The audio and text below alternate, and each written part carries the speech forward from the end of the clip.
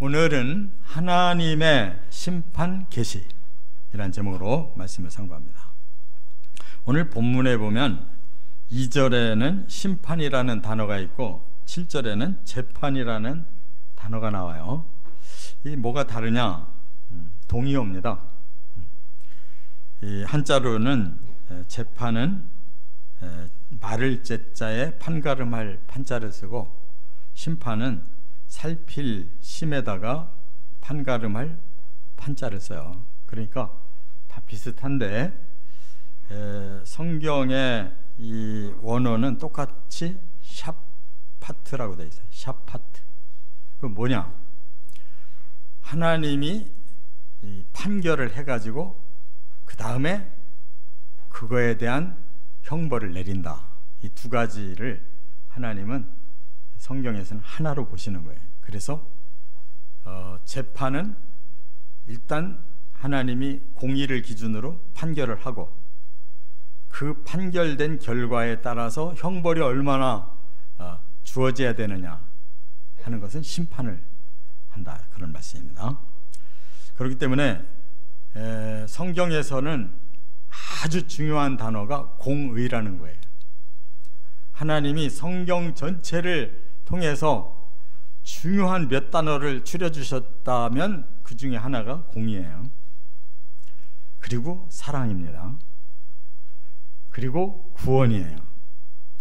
우리는 바로 이 문제를 오늘 깨달으라고 하나님이 계시를 주셨어요.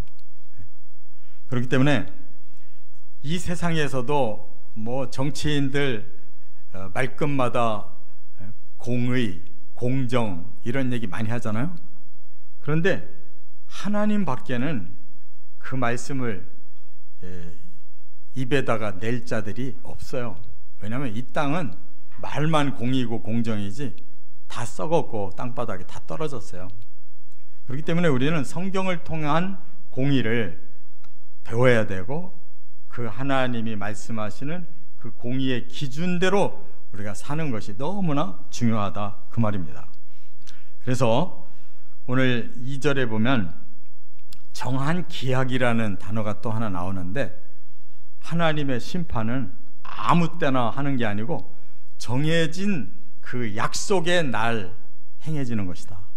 이것이 미래의 한 날을 하나님이 이렇게 언약을 해놓으셨다는 말씀을 우리가 깨달아야, 하나님의 심판은 역사의 가장 마지막 시간이고, 또 이건 전 인류에게 해당이 되는 심판이고, 또 하나님은 심판이 목적이 아니라 심판을 거친 구원의 완성이 목적이라는 것을, 이것을 깨닫게 하시는 계시임을 믿으시 바랍니다.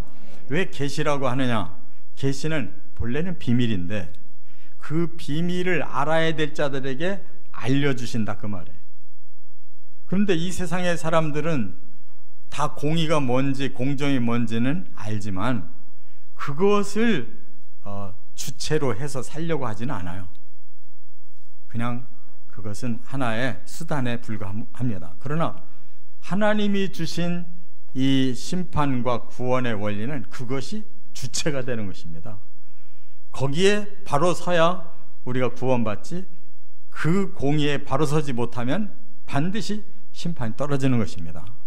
그렇기 때문에 저나 여러분이나 이것을 우리가 깨닫고 있다는 것은 하나님의 계시를 아는 것이고, 세상에 수없이 많은 사람들이 그런 비슷한 말을 하지만 깨닫지 못했다면 그들은 하나님의 진리를 모르기 때문입니다. 이것을 기준으로 해서 오늘 심판의 원리 3가지를 말씀하고 있는데, 짧은 10절에 성경 전체의 핵심이 다 여기 담겨 있다고 보시고 과연 그러한가 깨닫는 마음으로 말씀 들으시기를 바랍니다. 첫째, 1절부터 3절까지 심판의 주권을 확실하게 계시하셨다라고 말씀하고 있어요. 한번 3절 같이 읽겠습니다. 땅의 기둥은 내가 세웠거니와 땅과 그 모든 주민이 소멸되리라 하시도다. 엄청난 말씀을 간단하게 이렇게 두 가지로 비교해서 말씀했는데, 하나님 말씀이 땅의 기둥은 내가 세웠다 그랬어요. 이 말은 하나님이 창조자시다는 거예요. 그런데 땅에 기둥을 세웠다, 이 말이 무슨 의미일까? 과거에는요, 과학이 발달되기 이전에는 땅은 편편한 것으로 생각을 했어요. 그래서 그 편편한 땅 끝까지 가면 땅떨어지로 떨어지는 걸로 생각을 했기 때문에 하나님이 땅을 창조하시되 그것을 기둥을 받쳐서 그 편편한 위에 사람을 창조해서 살게 하셨구나, 이렇게 알아들은 거예요. 그런데 욥기서에 보면 하나님이 땅을 공중에 매달으셨다라고 나오죠. 그러니까 사람들이 그렇게 받아들이고 번역을 한 거지, 실제로는 하나님은 이 과학자들이 이미 발견해서 우리가 다 알고 있듯이 이 우주 공간에 땅이, 지구가 있는 거 다 아시죠? 하나님이 그렇게 지으셨는데, 기둥이라는 표현은 하나님의 주권을 말합니다. 하나님의 전능하신 능력으로 이 땅을 하나님이 지어서 사람을 살게 하셨다는 거예요.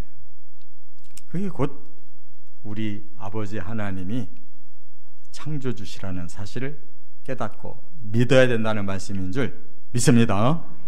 그런데 그 하나님이 바로 뒤에 뭐라고 말씀하셨느냐? 그 땅과 그 땅에 사는 주민들을 어떻게 하겠다? 여기, 아니 저를 쳐다보면 어떻게 해요? 여기 뭐라고 했냐고요? 소멸이라고 말씀해요. 소멸하겠다는 거예요. 왜 그랬을까요? 창조하신 하나님이 원하시는 그 모습이 아니기 때문에, 거기에 낙원을 만들어서 의롭고 선하고 거룩한 하나님의 백성들이 가득하게 하려고 했는데, 그 땅에 그런 사람들은 드물고 불의하고 악하고 더러운 자들만 이 땅에 가득하니까 내가 창조한 목적대로 안 됐다. 그래서 이 땅도 치워버리고 사람들도 치워버리겠다. 이걸 하나님의 심판 주권으로 말씀한 줄 믿습니다. 그렇기 때문에 이 3절 한 절만 제대로 깨달아도 어떻게 이 우주가 기원이 됐는지, 인간이 어떻게 기원이 됐는지 알 수가 있어요. 그리고 하나님의 이 심판의 말씀 앞에서 인류의 미래가 어떻게 될 것인지, 인류의 우주가 어떻게 끝장날 것인지를 알 수 있다, 그 말이에요. 자, 이렇게 기둥이라고 하는 한마디의 말씀으로 하나님의 창조의 주권, 심판의 주권을 여기 설명하는데, 오늘날 과학자들이 이것을 여실히 증명하고 있어요. 이 세계 지구뿐만 아니라 우주가 어느 날 싹 사라질 거라는 거예요. 지금도 이 우주에는 수없이 많은 이러한 행성들이 살고 있잖아요. 지구는 그 중에 아주 작은 하나일 뿐이에요.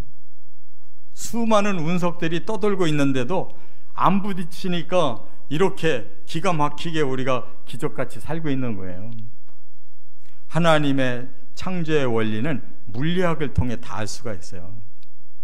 그래서 제가 물리학은 좀 문외한이어서 어느 글을 잠깐 참고해서 보니까 하나님은 보존 법칙이라는 자연 법칙을 주셨어요. 그래서 이 우주가 이 만유 인력의 뉴턴이 발견한 대로 만유 인력에 의해서 아주 서로가 규칙적으로 잘 움직이고 있고, 그것을 좀 더 구체적으로 발표를 한 걸 보니까 에너지 보존 법칙, 또 질량의 보존 법칙, 운동량의 보존 법칙, 각 운동량의 보존 법칙, 이러한 물리적인 법칙에 의해서 이게 지금 유지되고 있는 거예요. 이거 누가 만들었다고요? 하나님이 법칙을 만들었단 말이에요. 할렐루야. 그렇기 때문에 심판하시겠다고 하는 말씀도 그대로 적중할 수밖에 없다는 거 꼭 믿으시 바랍니다. 자, 그렇다면 왜 하나님이 이렇게 만드신 창조 세계를 왜 심판하시려고 하실까? 하나님은 본래가 공의의 하나님이세요. 모든 창조된 자들이 의롭게 살기를 원하셔요. 또 하나님은 선하신 하나님이세요. 모든 사람이 서로 사랑하고 도우며 살기를 원하신다고. 하나님은 거룩하셔요. 죄가 전혀 없으셔요. 그렇기 때문에 모든 사람들이 다 거룩하기를 바라서 창조해 놓았는데 사탄에게 넘어가고 나니까 사람들이 그렇게 불의하고 악하고 그렇게 더러운 자들이 없어요. 사람보다 더 더러운 세계가 없단 말이에요. 그렇기 때문에 하나님은 소멸의 날을 놓고 하나님의 원칙대로 모든 불의와 악과 또 더러움을 제거하시고 의와 선과 거룩을 완성시키기 위해서 이렇게 심판을 작정하셨다는 거 꼭 깨달으시기 바랍니다. 더구나 여기 2절에 주의 말씀이 내가 정한 기약이 이르면 내가 바르게 심판하리니, 심판의 주권자가 심판의 원리를 이렇게 설명했어요. 정한 기약을 해놨다. 정한 기약이라는 게 뭐냐면 하나님이 약속을 했는데 어느 디데이를 약속해놨다는 거예요. 정해놨다는 거예요. 그리고 그 약속이 사람들에게 중요한 언약이라는 거예요. 그날이 심판을 당하든지 구원이 완성되든지 둘 중에 하나를 이제 선택해야 된다는 말씀인 거예요. 그렇기 때문에 그날이 오면 하나님은 바르게 심판한다 그랬어요. 바르다라는 말이 바로 공의예요. 미슈파트. 이 말을 하시고 그대로 행하실 분은 하나님 한 분밖에 없어요. 사람들은 얼마나 바르게 하겠다고 많이 말하는지 몰라요. 특히 이 정치인들은 입이 벌어졌다 하면 무조건 올바르게 공의와 공정과 별력이 다양한데 그들은 입을 닥쳐야 되고 바르게라는 말을 쓸 수 있는 분은 하나님 한 분밖에 없어요. 그래서 그날은 반드시 불의와 또 악과 부정은 반드시 심판하겠다. 의와 선과 거룩은 반드시 완성해내겠다. 이렇게 말씀하셨다는 거 꼭 기억하시기 바랍니다. 그렇다면 우리는 그 디데이가 오기 전에 어떻게 해야 되겠어요? 바로 서야지. 공의를 바로 세우고 선을 바로 세우고 거룩을 바로 세워야 심판에 빠지지 않고 구원의 자리로 들어갈 것을 믿습니다. 그렇기 때문에 오늘 본문 1절에 뭐라고 말씀했냐면 하나님의 그 뜻을 아는 자가 이렇게 고백을 한 거예요. 하나님이여 우리가 주께 감사하고 감사함은 주의 이름이 가까움이라 사람들이 주의 기이한 일들을 전파하나이다. 이게 누구의 고백이냐면 믿는 자의 고백인 거예요. 그날을 알고 기다리면서 하나님 우리는 너무 감사합니다.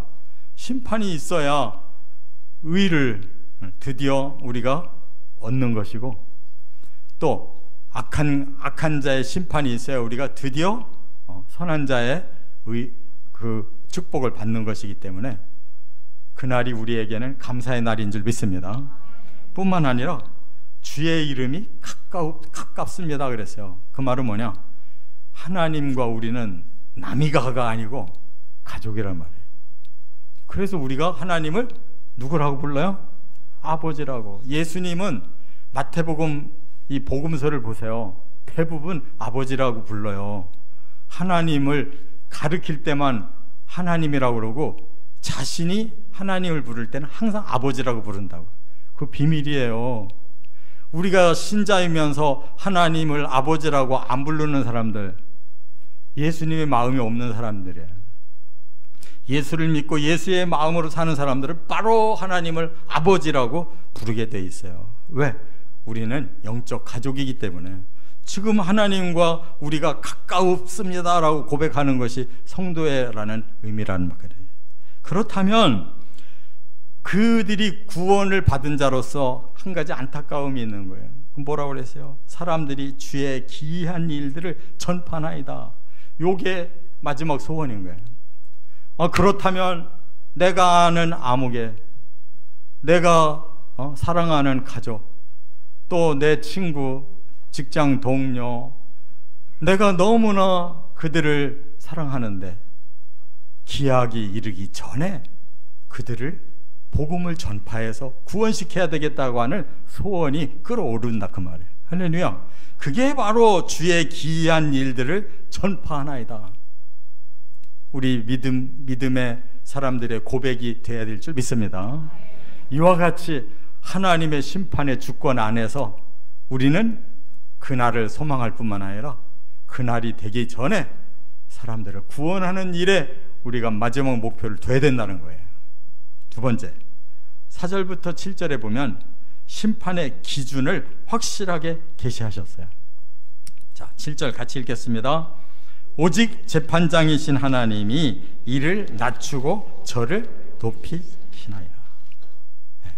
하나님을 이번에는 재판장이라고 이렇게 명칭을 주셨어요. 재판장은 뭐든지 심판도 하고 구원도 할 권리를 다 가지고 계셔요. 그래서 어떤 사람은 낮추겠다, 어떤 사람은 높이겠다 이렇게 말씀하셨어요.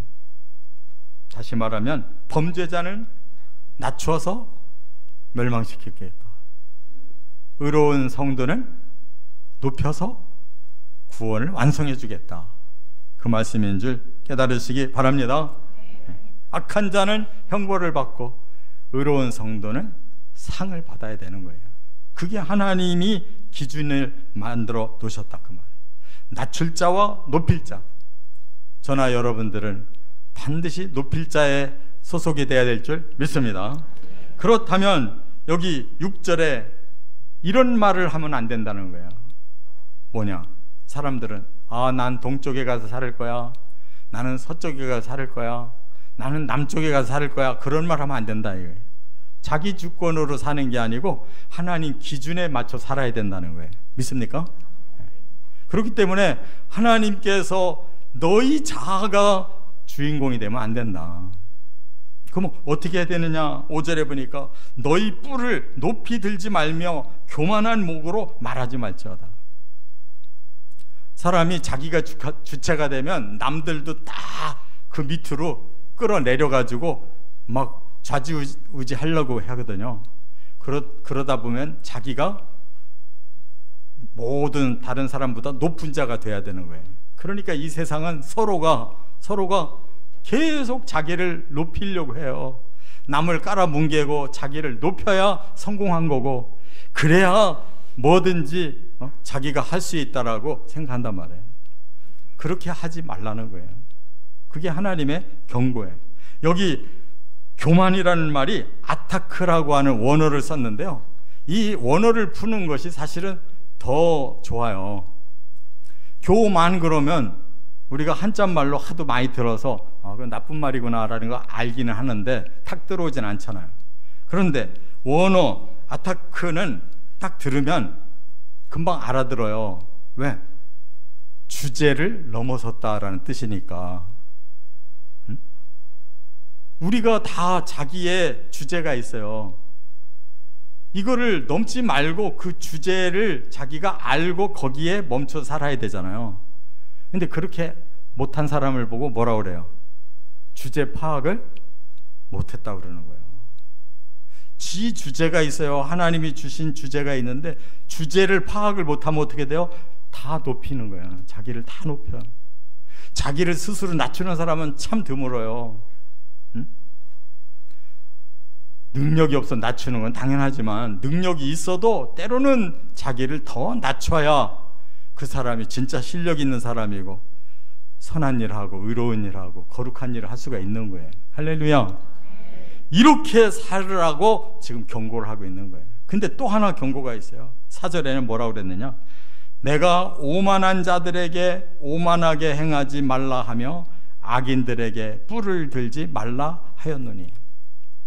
여기서는 교만을 오만으로 바꿨어요.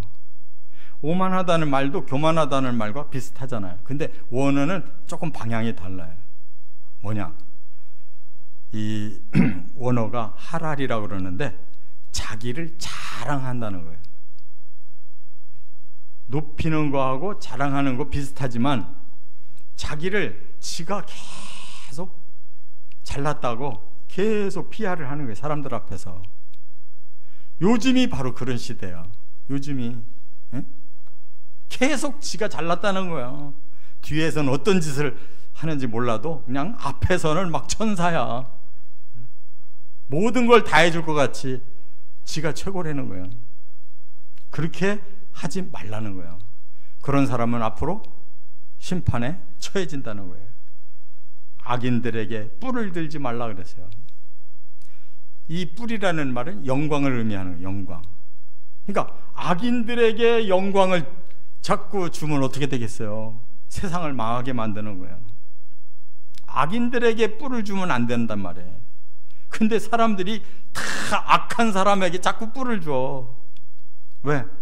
그래야만 지들도 콩고물을 얻어먹을 수가 있고 뭔가 같이 악한 일을 도모해야 빨리 성공할 것 같으니까 전부 그런 식으로 살으려고 한다고.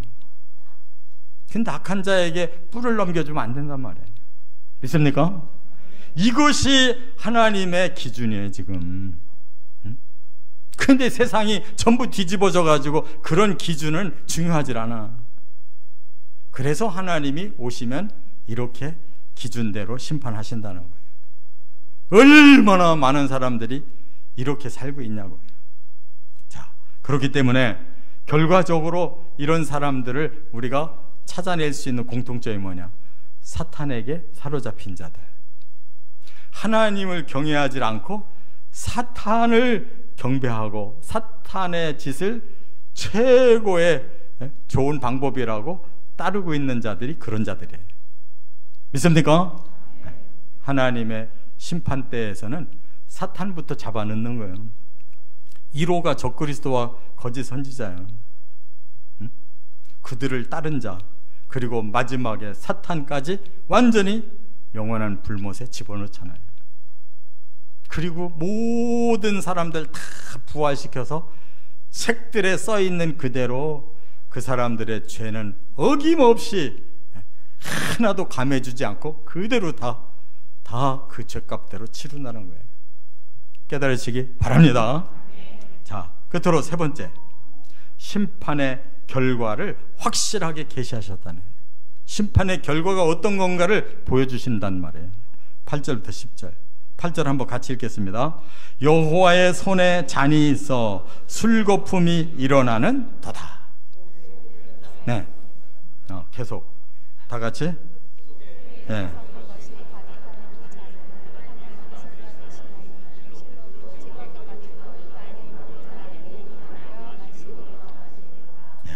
제가 앞에 걸 강조하려고 하다가 잊어버렸어요. 여러분, 여호와의 손에 잔이 들려 있대요. 이것이 서로 짠 하면서 기쁨으로 마실 때는 얼마나 축복의 잔이겠어요. 그런데 여기서는 무슨 잔이다? 심판과 저주의 잔인 거예요. 멸망의 잔인 거예요. 비참함의 잔을 하나님이 들고 이거를 다 악한 자에게 다 먹이겠다는 거예요. 근데 그 잔에 포도주가 들어있어요. 포도주가. 자, 그러면 이것을 구체적으로 설명한 데가 어디가 있냐? 요한계시록의 20장에 가보시면 19장, 20장에서 예수님이 재림하셔가지고 그 악한 자들을 처단하는 모양이 바로 술틀을 놓고 거기에 포도를 담고 그냥 인정사정 볼 것 없이 짓 밟았을 때 그 술틀을 통해서 쏟아지는 그 포도주가 그것이 마치 피와 같은 색깔이기 때문에 그걸로 표현하는 거예요. 저 멀리까지 그 진한 피가 흘러 넘쳤다는 거예요. 바로 오늘 이 말씀도 그와 똑같은 거예요. 거기서 담은 잔을 가지고 모든 악인들에게 다 먹이는데 찌꺼기까지, 남아있는 찌꺼기까지 마저 다 먹게 만들겠다 그러죠. 그렇다면 이 결과는 얼마나 지옥의 그 형벌받는 장소가 무서운 것인가, 얼마나 처절한 것인가, 심판이라는 게 얼마나 확실한 것인가를 너희들에게 보여주고야 말겠다, 이런 뜻이에요. 그러니까 하나님이, 그렇게 사랑하시는 하나님이 심판 앞에서는 인정사정 보지 않는다는 거예요. 그것이 사실이고 그것이 우리의 마음에 느껴진다면 두렵지 않을 수가 없는 거예요. 그래서 우리가 구원을 받으면서도 정말 저렇게 되면 안 되겠다라는 마음으로, 두렵고 떨리는 마음으로 구원을 받아가는 거란 말이에요. 할렐루야. 그래서 우리 믿는 사람들이 뭐 다 따놓은 것처럼 생각하고 교만하게 살면서 천국 갈 생각하면 안 된단 말이에요. 두렵고 떨림으로 갈지 못 갈지도 모르는 우리들이에요. 왜? 우리가 그런 의의가 없으니까, 그런 선을 행하지 못했으니까, 그런 거룩함에 참여하지 못했는데 어찌 우리가 하나님의 구원에 들어갈 수 있을까? 그게 두려운 거예요. 그러나 우리 예수 그리스도의 보혈을 우리에게 덮어주셨기 때문에 우리에게서 죄를 찾지 아니하시고 하나님의 성령을 부어주셨기 때문에 우리가 하나님의 진리대로 살 수 있는 능력을 받아서 가는 거고, 마지막 하나님이 자비로움으로 우리를 긍휼히 여겨서 불쌍해서 끌어올려 주시는 거기 때문에 우리가 천국 백성 된다는 거 믿으시기 바랍니다. 그렇다면 이 결과를 놓고 누가 자신을 할 것입니까? 누가 당당하게 나 천국 갈 거야 라고 큰소리 칠 수 있냐고요. 그래서 우리는 마지막 10절에 악인들의 뿔을 다 베고 의인들의 뿔은 높이 들리로다. 이게 하나님의 은혜 아니고 뭐겠어요?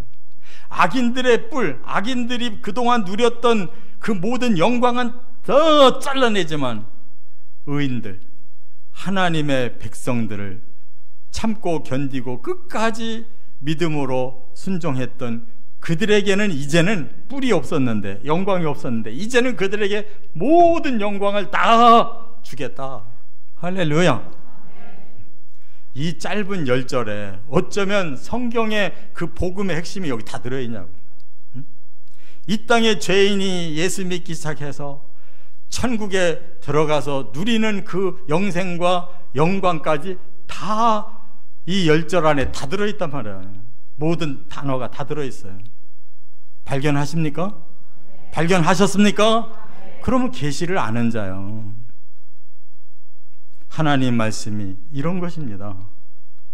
저와 여러분들이 이 10절을 완벽하게 소화하시고 이제부터는 의와 선과 거룩의 길만 열심히 달려나가시기를 주의 이름으로 축원합니다.